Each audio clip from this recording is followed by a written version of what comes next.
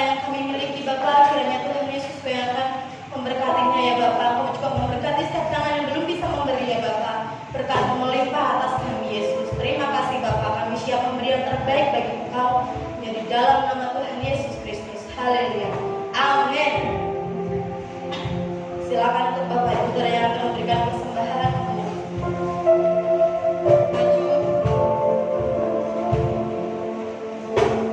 Bisa langsung dimasukkan ke kotak yang ada di depan.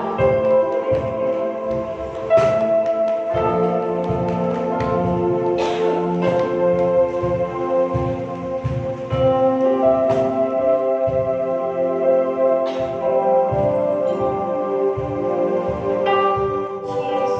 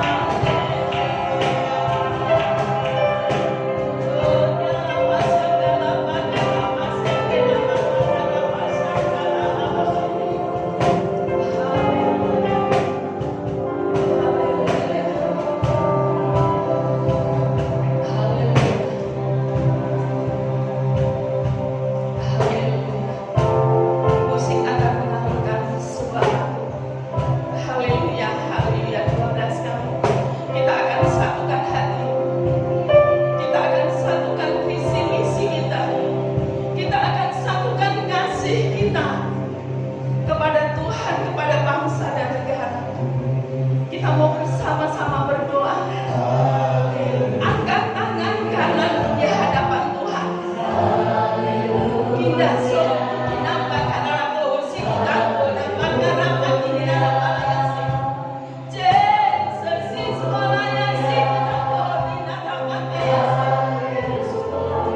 Haleluya.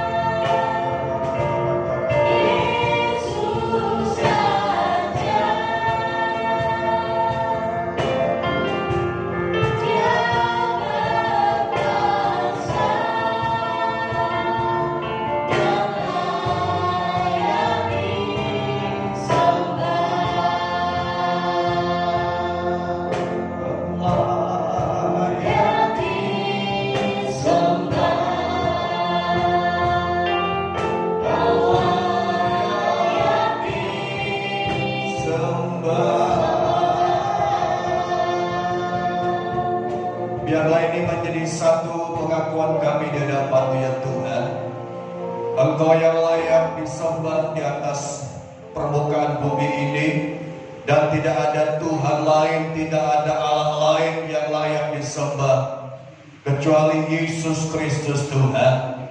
Karena Engkau adalah Tuhan yang menciptakan langit dan bumi ini dan segala isinya. Karena itu segala ciptaan-Mu layak menyembah Engkau Tuhan. Terima kasih Tuhan, Engkau telah memberkati kami dan juga memberkati bangsa ini. Selama 75 tahun Engkau menolong dan memerdekakan dari penjajah.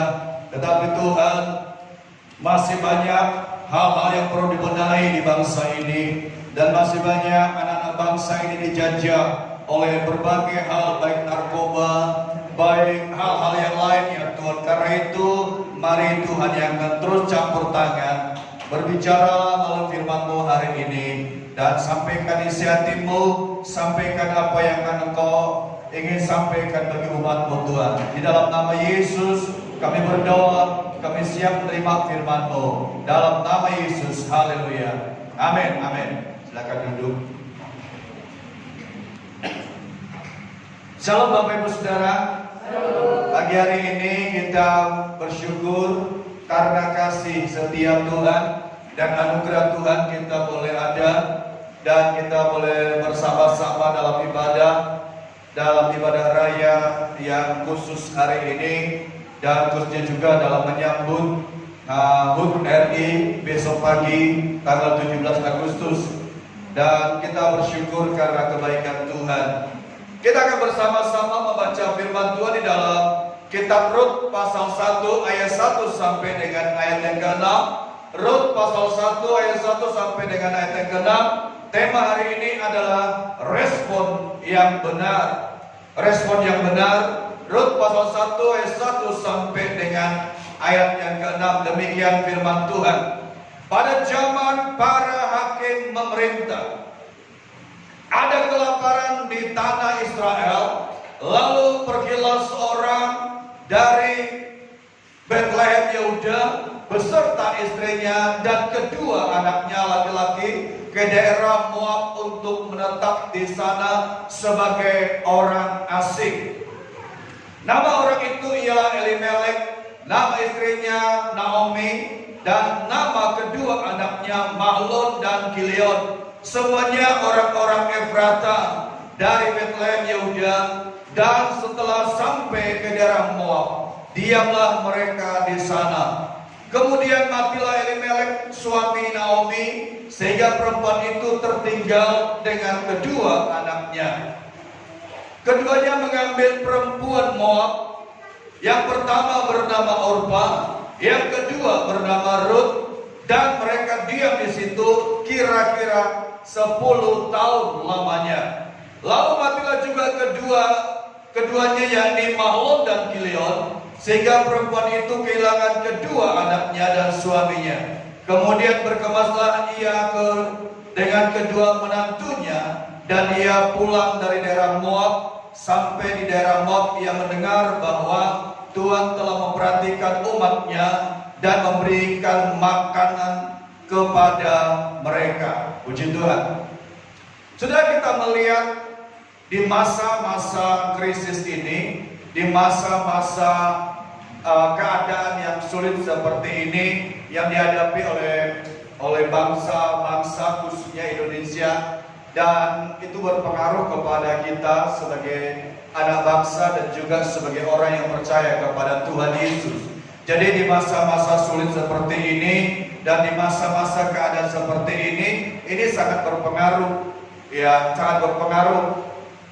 Tetapi dalam keadaan yang sulit seperti ini, dalam keadaan yang kita hadapi atau krisis yang dihadapi oleh bangsa, oleh banyak orang hari-hari ini, ya, karena banyak yang mengeluh, banyak yang menghadapi keadaan sulit dalam pekerjaan, bahkan dalam bekerja pun bukan ditambah karyawan, tapi justru dikurangi karyawan, bahkan jam kerja pun dikurangi. Kenapa? Karena keadaan semakin sulit, ya.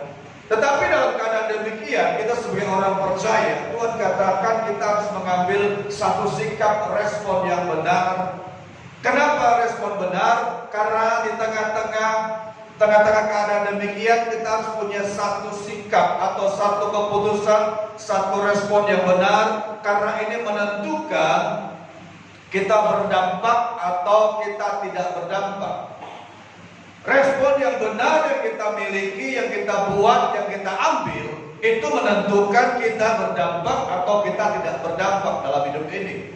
Kalau kita salah mengambil satu respon, kalau kita salah dalam mengambil keputusan, itu juga akan berdampak baik secara pribadi kita, baik juga di dalam lingkungan masyarakat di mana kita berada.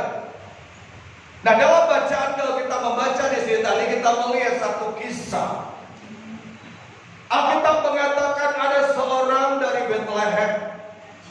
Bethlehem yang bernama, di sini disebut dikatakan pada waktu itu di Bethlehem mengalami satu keadaan yang sulit. Bethlehem mengalami, kalau kita baca di sini katakan mengalami kelaparan yang sangat luar biasa. Bethlehem mengalami krisis. Bethlehem mengalami kelaparan makanan yang tidak ada, sehingga kesulitan pada waktu itu di mana-mana. Ekonomi sulit, tanah Israel mengalami keadaan yang sangat sulit. Sehingga dikatakan oleh firman Allah, Bethlehem mengalami kelaparan, Israel mengalami kelaparan pada waktu itu, sehingga tidak ada seorang pun yang kuat. Lalu dikatakan ada seorang bersama dengan keluarganya, anak istrinya, mereka pergi dari Bethlehem. Ya, yang bernama Naomi, Elimelek, dan kedua anaknya. Mereka pergi dari sana dan Alkitab mengatakan mereka meninggalkan Bethlehem. Ada banyak reaksi ketika seseorang mengalami yang namanya keadaan yang sulit. Ada banyak reaksi ketika seseorang mengalami situasi yang sulit. Ada banyak reaksi ketika seseorang mengalami keadaan yang dikatakan krisis seperti yang dialami oleh Bethlehem ini. Ada yang punya reaksi positif, ada yang punya reaksi negatif. Yang punya reaksi positif, dia mampu bertahan. Tapi yang punya reaksi negatif, dia tidak mampu bertahan. Kenapa? Karena krisis, kelaparan. Dan kelaparan ini bukan terjadi hanya masa ini saja, tapi masa-masa lalu terjadi. Ya. Tetapi kita lihat di sini sebagai orang percaya, bagaimana reaksi kita, bagaimana respon kita ketika kita menghadapi keadaan demikian. Kalau reaksi kita reaksi yang positif, kalau reaksi kita reaksi yang baik, maka ini menentukan kebahagiaan kita dan juga berdampak bagi orang lain. Tapi kalau reaksi kita reaksi yang negatif, itu juga menentukan kita berdampak yang negatif bagi orang lain. Tapi kalau reaksi kita reaksi yang positif, dan ini akan menentukan kebahagiaan kita dan juga kebahagiaan bagi orang lain. Nah, kita melihat di sini bahwa hasil hidup kita itu yang kita miliki atau hasil hidup saudara yang dimiliki itu tergantung daripada bagaimana kita melihat masalah kita hadapi. Kalau kita melihat masalah yang kita hadapi, kita fokus kepada masalah itu, kita akan bereaksi dengan reaksi yang negatif. Kita lihat contoh Daud. Pada waktu itu Daud menghadapi yang namanya Goliat. Secara fisik waktu itu Daud tidak sebanding dengan Goliat. Goliat adalah orang yang postur tubuhnya tinggi. Goliat adalah orang yang ahli dalam berperang.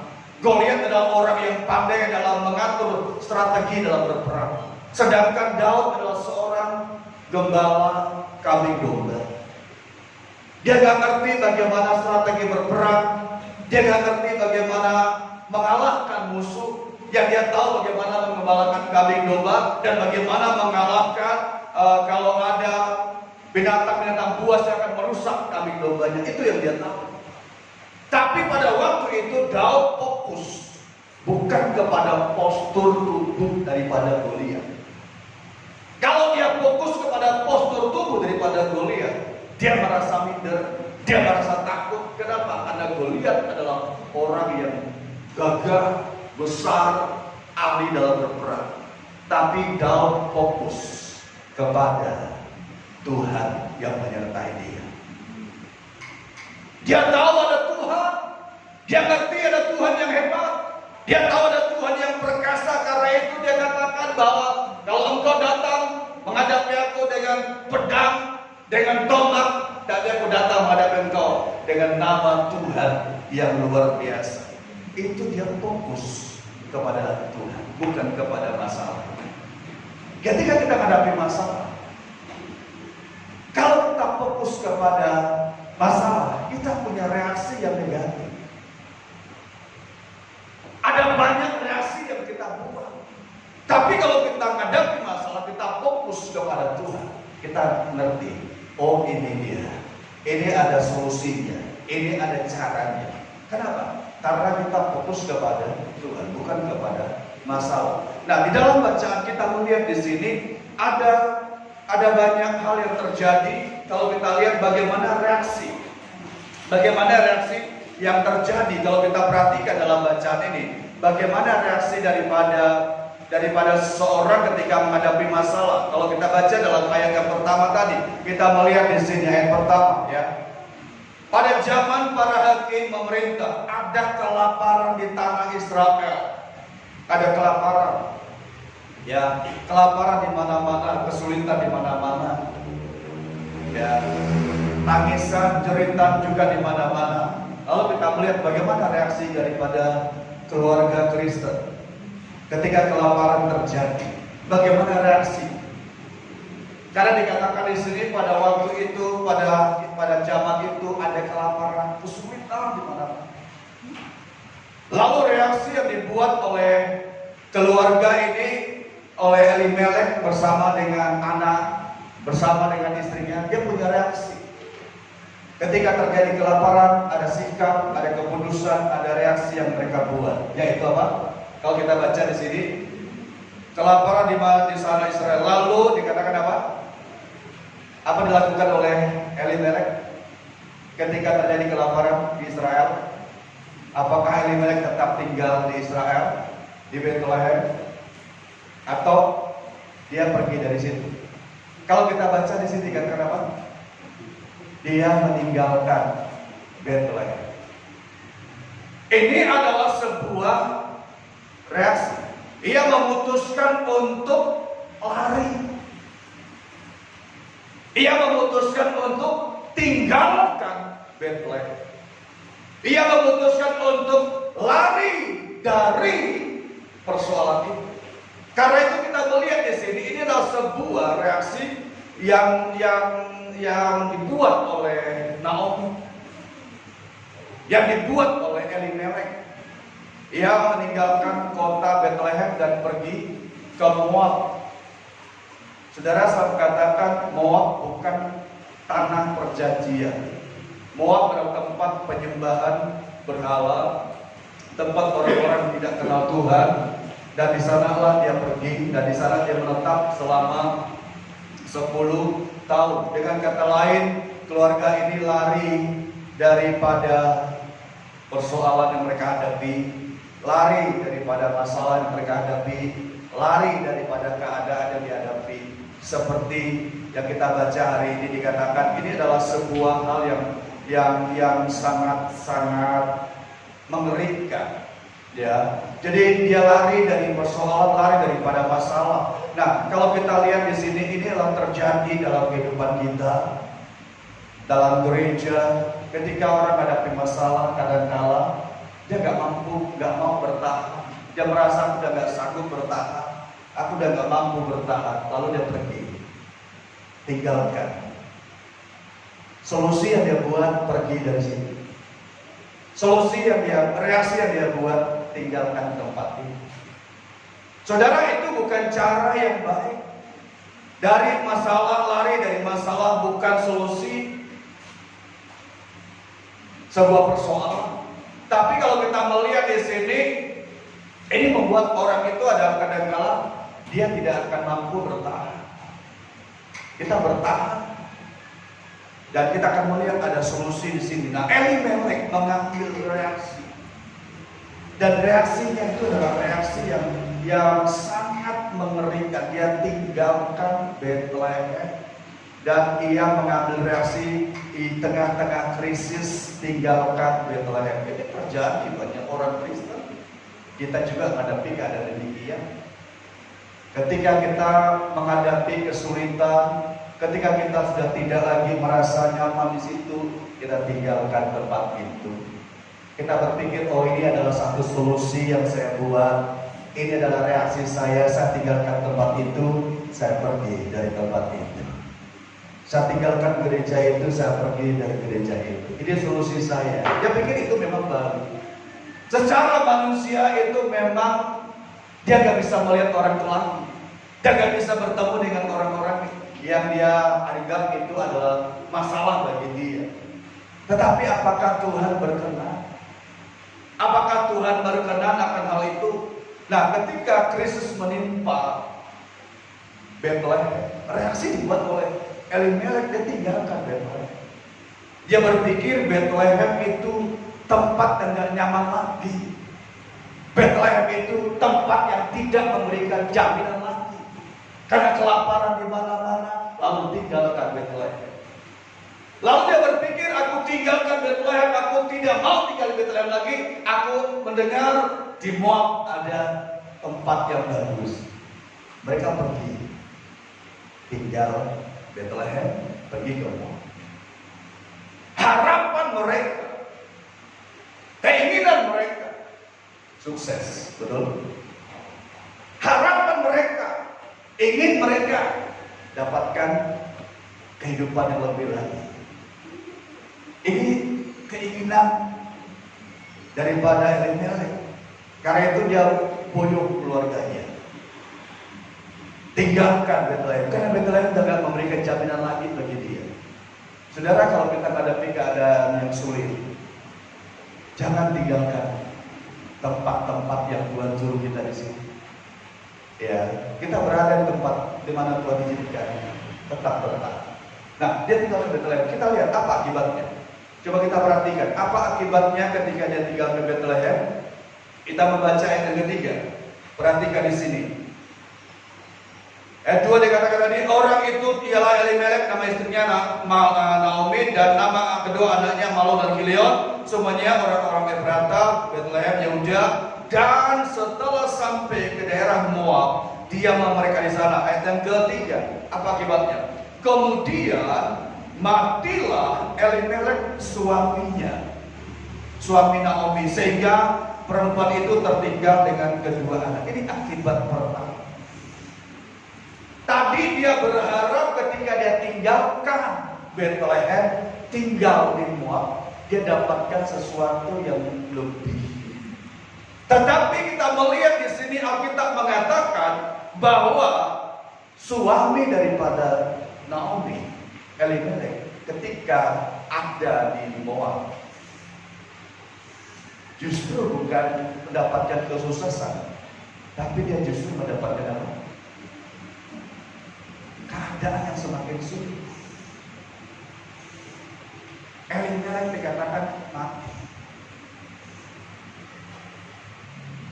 Ketika seorang tinggalkan Tuhan, ketika seorang jauh daripada Tuhan, ketika seorang tidak lagi dekat dengan Tuhan, dan ketika seorang tidak lagi untuk mau mendengar suara Tuhan, lalu kita melihat di sini apa yang terjadi. Dan ini terjadi bahwa dia tidak lagi dekat dengan Tuhan. Timbul terjadi yang namanya kematian. Jadi kalau kita melihat di sini bahwa suaminya meninggal, atau dengan kata lain, ini kan tulang punggungnya, ya kan? Suaminya kan tulang punggung, ini meninggal. Tulang punggungnya meninggal. Apa yang diharapkan, apa yang diandalkan tadi sudah tidak bisa lagi diandalkan. Kenapa? Persoalannya sangat sepele tadi. Kenapa? Karena dia tinggalkan Tuhan. Kalau dia tinggalkan Tuhan, dia tinggalkan Bethlehem. Nah, kita lihat di sini. Dia tidak mendapatkan lagi kehidupan yang yang lebih baik, ya mati, tulang punggungnya mati. Saudara, persoalan dihadapi, jangan sampai persoalan yang kita hadapi itu membuat kita tinggalkan Tuhan. Ya, akibat orang meninggalkan Tuhan, akibat orang meninggalkan Tuhan karena menghadapi persoalan, karena krisis yang dihadapinya, kita lihat terjadi kematian. Mungkin secara fisik dia masih hidup, dia masih bisa bekerja, dia masih bisa mencari nafkah, tapi secara rohani dia sudah mati. Kalau dia mati secara rohani, ini akan sulit dia untuk bergerak. Dia pindah kemanapun, cari tempat manapun. Kalau dia sudah mati secara rohani, ini akan menjadi orang yang sulit. Mati di sini, pengertian mati.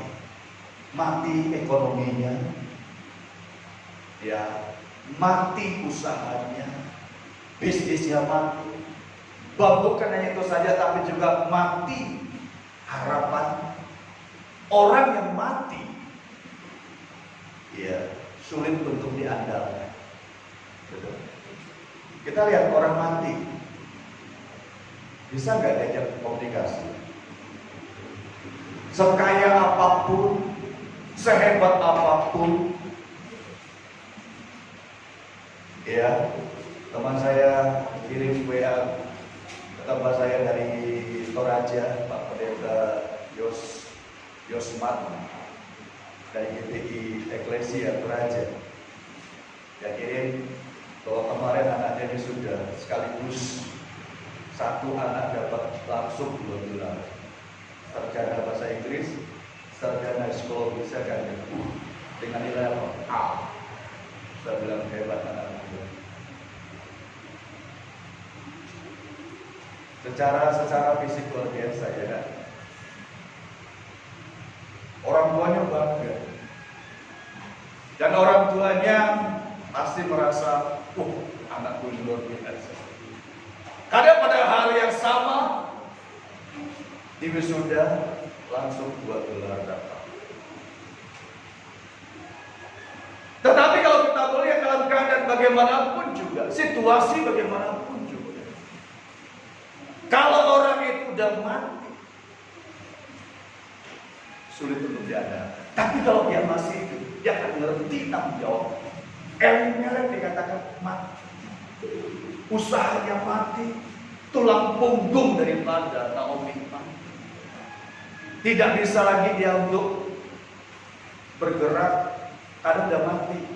Dan ini yang terjadi. Jangan tinggalkan Tuhan. Keadaan kau hadapi mungkin sulit, tetap bertahan, karena Tuhan memperhatikan kita. Amin. Ada Tuhan yang dekat dengan kita, ada Tuhan yang selalu tidak tinggalkan kita. Jangan tinggalkan Tuhan. Kenapa?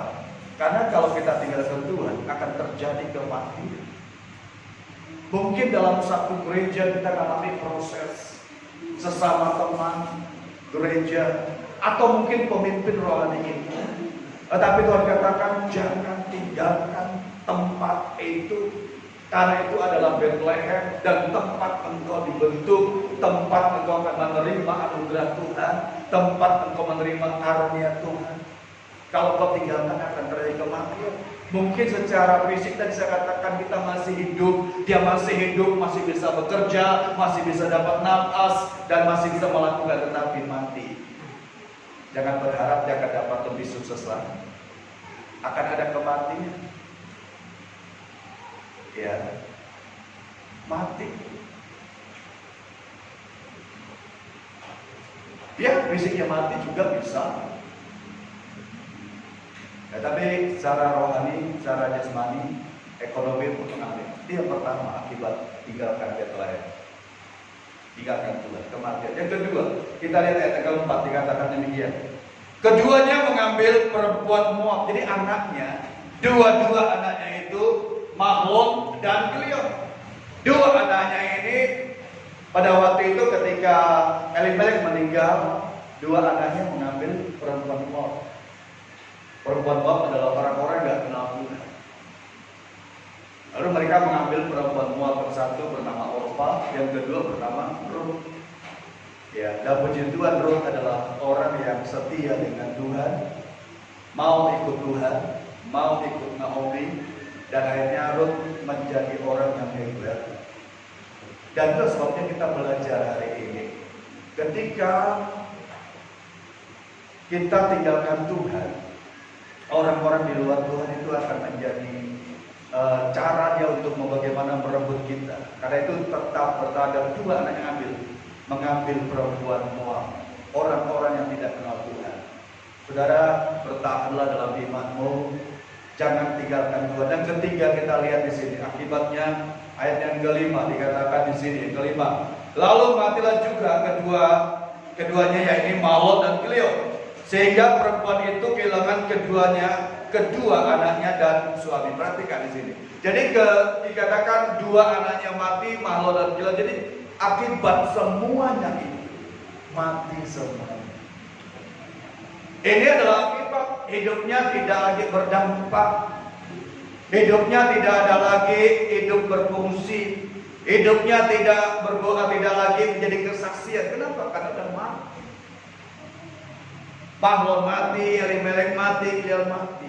Jadi nggak ada lagi dampaknya, nggak ada lagi fungsinya sama sekali. Karena itu kita belajar hari ini. Ya, 75 tahun bangsa kita merdeka. Tidak dijajah oleh negara-negara lain, tetapi kadang-kala dijajah oleh sesama anak bangsa. Ya, bahkan dijajah dengan narkoba dan sebagainya. Karena itu kita belajar sebagai orang percaya, jadikanlah Tuhan yang utama dalam hidup ini. Jangan tinggalkan Tuhan. Tetap bertahan dalam keadaan apapun juga, tetap ikut Tuhan. Ya, kebahagiaan seseorang bukan karena tidak ada masalah. Ya, kebahagiaan saudara bukan karena gak ada masalah. Kita hidup ini bukan karena gak ada masalah. Masalah itu pasti ada. Karena masalah tidak kenal status. Kamu dari mana? Kamu punya pendidikan apa? Semua orang punya masalah dari lahir sampai mati. Tetapi persoalannya kita melihat kebahagiaan seseorang itu bukan karena hidupnya gak ada masalah, tapi bagaimana dia mengelolanya, bagaimana dia punya kemampuan untuk mengelola daripada masalah itu, sehingga dia mampu dan hidupnya menjadi orang yang bahagia. Dia nggak lari dari masalah, tapi dia kelola masalah itu menjadi kekuatan bagi dia. Ya, jadi kekuatan, sehingga dia melihat hidupnya jadi indah karena ada Tuhan bersama dengan dia. Kelola, bukan karena nggak ada masalah hidup kita. Oh, kita kadang-kadang berkata, oh dia bahagia karena gak ada masalah, uangnya banyak, depositonya banyak. Bukan itu. Mungkin dia punya uang banyak, depositonya banyak, tapi masalah juga banyak. Persoalan kita lihat di sini adalah bagaimana kita menghadapi keadaan yang sulit. Hadapi bersama dengan Tuhan. Kita baca satu ayat di dalam Petrus 2 Petrus pasal yang ke-1 ayat yang ketiga. 2 Petrus pasal 1 ayat yang ketiga berkata demikian sampai dengan ayat yang seterusnya. 2 Petrus 1 ayat 3, karena kuasa ilahinya telah menganugerahkan kepada kita segala sesuatu yang berguna untuk hidup yang saleh oleh pengenalan kita akan Dia yang telah memanggil kita oleh kuasa yang mulia dan ajaib. Dengan jalan itu Ia telah menganugerahkan kepada kita janji-janji yang berharga dan yang sangat besar, supaya olehnya kamu boleh mengambil bagian dalam kodrat ilahi dan luput dari hawa nafsu duniawi yang membinasakan dunia. Justru karena itu kamu harus dengan sungguh-sungguh berusaha menambahkan kepada imanmu kebajikan, dan kepada kebajikan, pengetahuan, dan kepada pengetahuan penguasaan diri, dan kepada penguasaan diri ketekunan, dan kepada ketekunan kesalehan, dan kepada kesalehan kasih akan saudara-saudara dan kepada kasih akan saudara-saudara, kasih akan semua orang. Sebab apabila semuanya itu ada padamu dengan berlimpah-limpah, kamu akan dibuatnya menjadi giat dan berhasil dalam pengenalanmu akan Yesus Kristus Tuhan kita. Tetapi barang siapa tidak memiliki semuanya itu, ia menjadi buta dan picik karena ia lupa bahwa dosa-dosanya dahulu telah dihapuskan. Nah, kita melihat di sini. Tuhan kita adalah Tuhan yang luar biasa. Kuasanya dikatakan di sini dikaruniakan, dianugerahkan kepada kita. Jadi Tuhan menganugerahkan kepada kita segala sesuatu yang berguna untuk hidup. Dianugerahkan Tuhan. Ya. Segala sesuatu yang berguna, apa itu? Kita ada dua di sini. Yang pertama adalah apa? Janji-janji yang berharga. Ada janji-janji yang berharga yang besar. Yang kedua yang sangat besar dikatakan. Janji yang berharga dan janji yang sangat besar.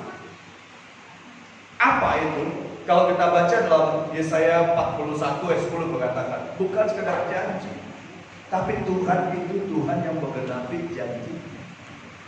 Bukan sekedar Allah berjanji, hanya janji tanpa digenapi. Kalau manusia berjanji kan gampang mengucap janji, tapi sulit untuk menepati janjinya. Tetapi kita lihat di sini bukan sekedar janji, tapi janji yang akan digenapi dan dilakukan oleh Tuhan sendiri. Yesaya 41:10 katakan, Dia menyertai kita, Dia memegang tangan kita, Dia menuntun kita, dan Dia pun menolong kita. Itu janji Tuhan, dan Tuhan menepati janjinya. Karena itu kita belajar di sini melihat bahwa kalau kita sungguh-sungguh percaya akan janji Tuhan, maka kita tahu ada campur tangan Tuhan dalam hidup kita. Ya, ada campur tangan Tuhan dalam hidup kita. Lalu kita melihat juga di dalam ayat yang kita baca dan dikatakan kita harus juga menambahkan kepada iman kita ada 6 hal. Itu ditambahkan dalam iman kita, dimasukkan dalam hidup kita sebagai orang percaya.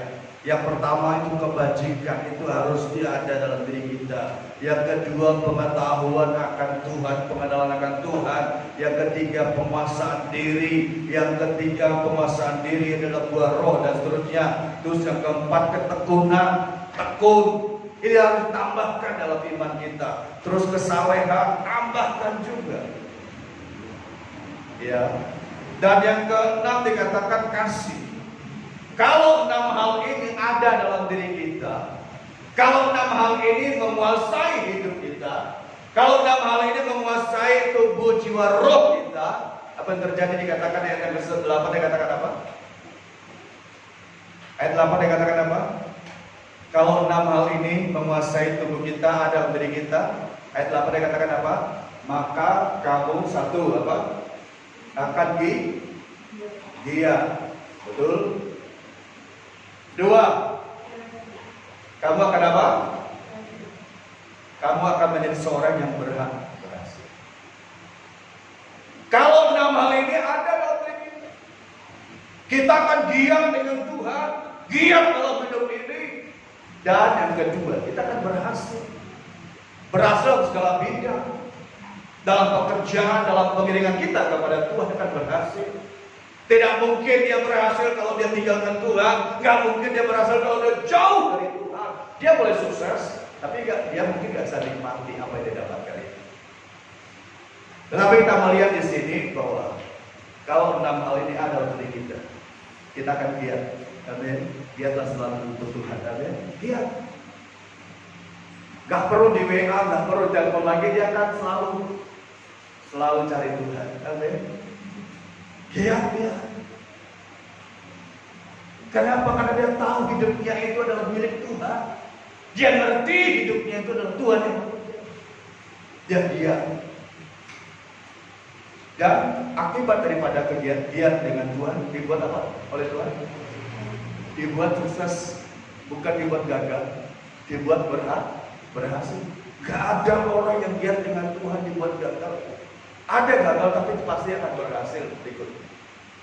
Tapi nggak kalau ada orang tinggalkan Tuhan berontak.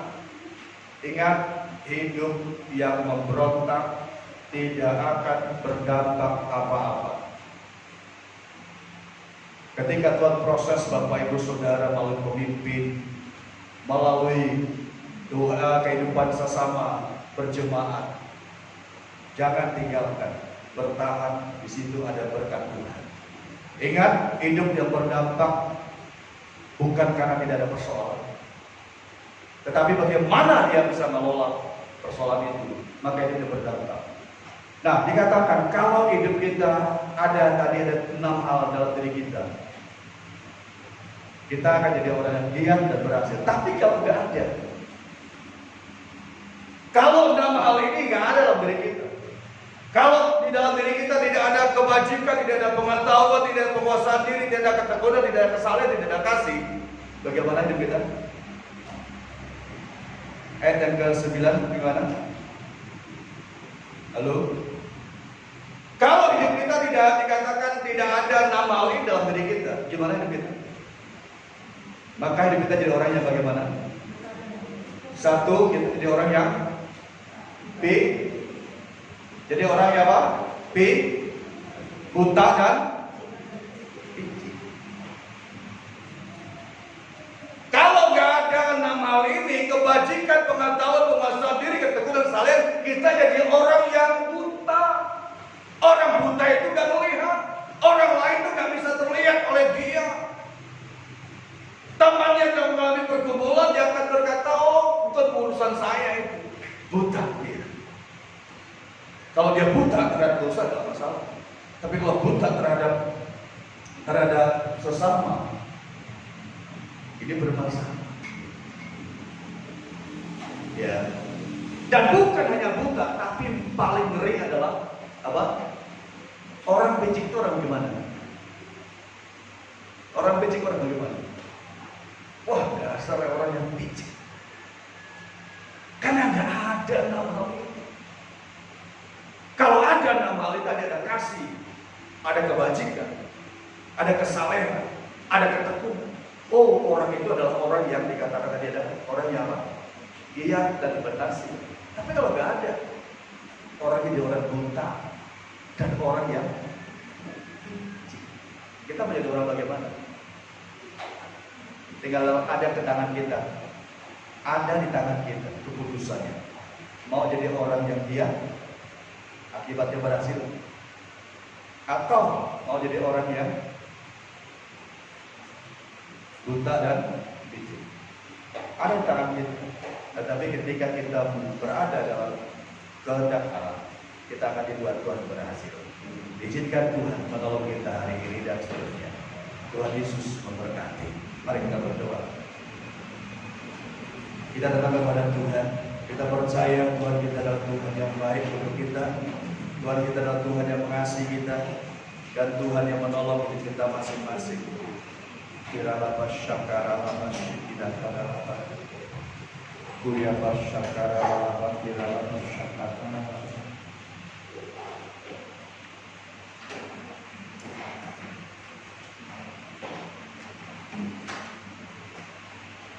Kami nyanyikan pujian bagi-Mu Tuhan. Kami nyanyikan keagungan bagi-Mu Tuhan. Terima kasih Bapak, terima kasih. Kami bersyukur, kami bersyukur buat anugerah. Terima kasih.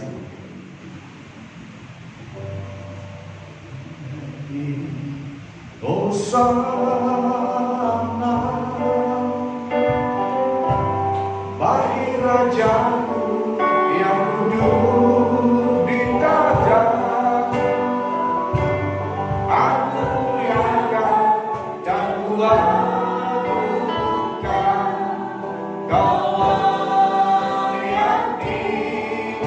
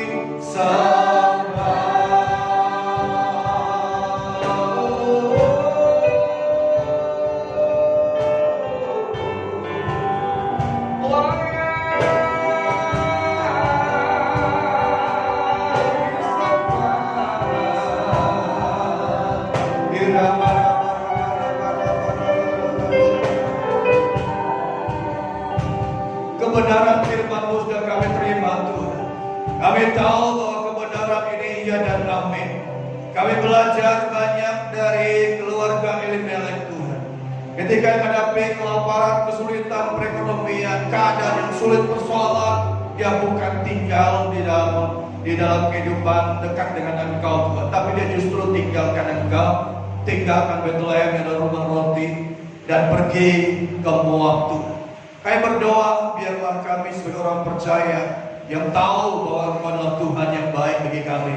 Kami mau tetap bertahan, tetap tinggal di dalam hadirat-Mu, tetap yakin dan percaya bahwa Tuhan yang selalu berjanji, janji yang besar, janji yang berharga. Engkau tidak meninggalkan kami, tidak membiarkan hidup kami, tetapi Engkau menolong, memberi kekuatan, kemampuan, kesanggupan kepada kami, sehingga kami mampu menghadapi keadaan, kesulitan, dan apapun kami akan hadapi hari ini. Engkau berikan kepada kami kemampuan, kesanggupan untuk kami menghadapinya. Terima kasih Bapak, terima kasih. Berkati umat-Mu hari ini, dan biarlah umat-Mu Tuhan jadi umat yang giat, jadi umat yang selalu giat di dalam Engkau, sehingga dibuat berhasil. Bukan umat yang jauh daripada-Mu sehingga buta dan pincing, tapi umat yang giat dengan Engkau Tuhan. Terima kasih Bapak, terima kasih. Berkati keluarga-keluarga-Mu, jemaat-Mu hari ini. Kau menolong yang sakit, Kau sembuhkan, yang lemah Kau kuatkan hari ini Tuhan, yang tidak punya pengharapan Tuhan berikan pengharapan yang baru. Terima kasih Bapak, terima kasih. Kami bersyukur Tuhan, di dalam nama Yesus Kristus Tuhan, kami berdoa, meteraikan firman-Mu dalam hati kami, dalam hidup kami, dan kami belajar jadi pelaku firman-Mu. Di dalam nama Yesus kami berdoa bersyukur. Haleluya, haleluya. Amin, amin, amin.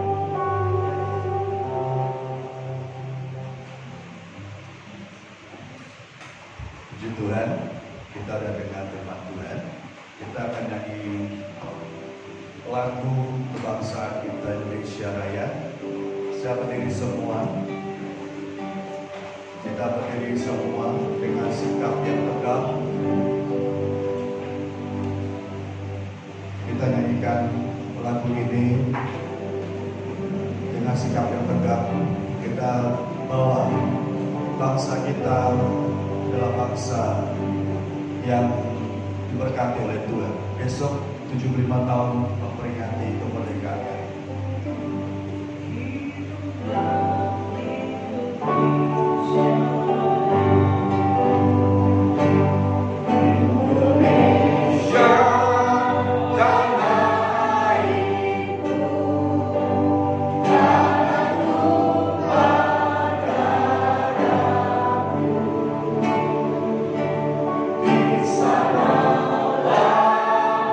Aku berdiri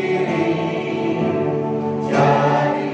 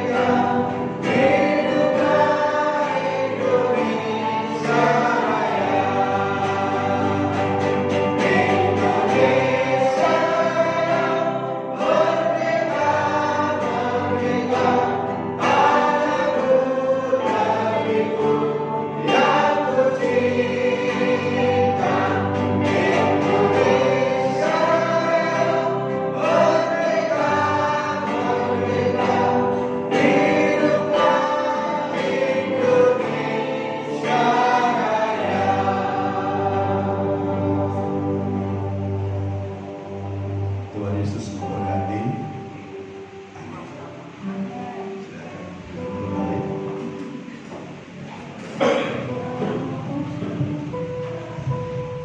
Bapak Ibu Saudara, kita sudah diberkati oleh firman Tuhan dan juga ibadah hari ini. Untuk info gereja, karena kita masih dalam new normal, jadi ibadah-ibadah, doa-doa perkeluarga masih diadakan. Dan untuk ibadah setiap minggu berjalan sesuai dengan jadwal yang ada. Beritahu yang lain, ajak yang lain untuk menikmati Tuhan, ya, sehingga ibadah raya kita semakin semarak dan Tuhan hadir dan memberkati kita. Amin. Kita akan hadir pada kita, mari kita berdiri, kita akan terima berkat Tuhan Yesus Kristus. Haleluya Yesus.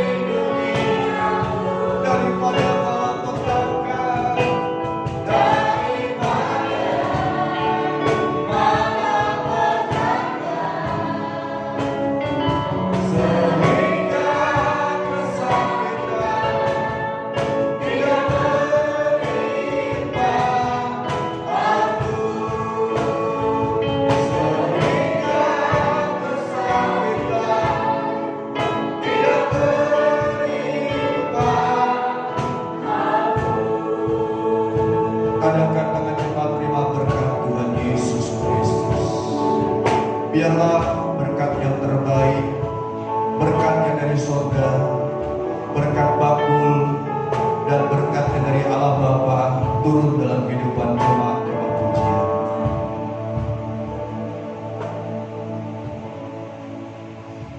Ulanglah, terimalah berkat dari Allah Bapa, kasih sayang dan cinta kasih dan persekutuan daripada Allah Anak dan Roh Kudus turun ke atas seluruh jemaat-jemaat pujian. Tuhan memberkati engkau dan melindungi engkau.